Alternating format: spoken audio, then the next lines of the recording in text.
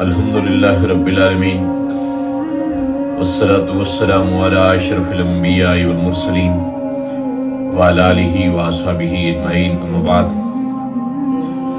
حضور نبی کریم صلی اللہ علیہ وسلم کا ارشاد پاک ہے کہ حسد نیکیوں کو ایسے کھا جاتا ہے جیسے خشک لکڑی کو آگ کھا جاتی ہے۔ ایک لفظ حسد ہے اور دوسرا ہے رشک، دونوں کی ایک جیسے معنی ہے۔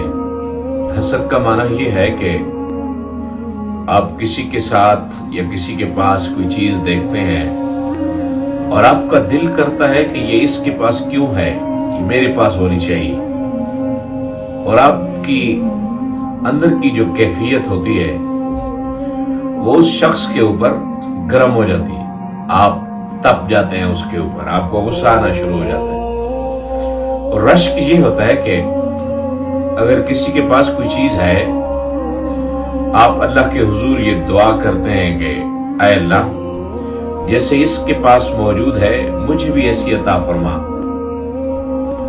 تو رشک کرنا ثواب کا کام ہے اور حسد کرنا انتہائی سخت ترین گناہ ہے۔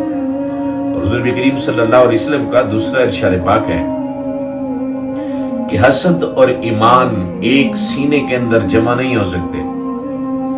ایسا نہیں ہو سکتا کہ ایک ہی سینے کے اندر حسد بھی موجود ہو اور ایمان بھی موجود ہو، یا تو اس سینے میں ایمان ہوگا یا حسد ہوگا۔ اور گناہوں کی جو ابتدا ہوئی کائنات میں، تو سب سے جو پہلا گناہ ہوا دنیا میں وہ حسد تھا۔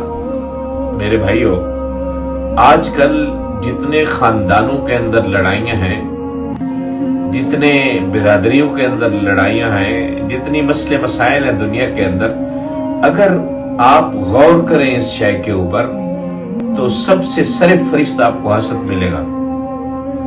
حسد سے اللہ تعالی ہم سب کو محفوظ رکھے، خود بچیں، اپنے بچوں کو بچائیں، اپنے ارد گرد کے ماحول کو حسد سے بچائیں۔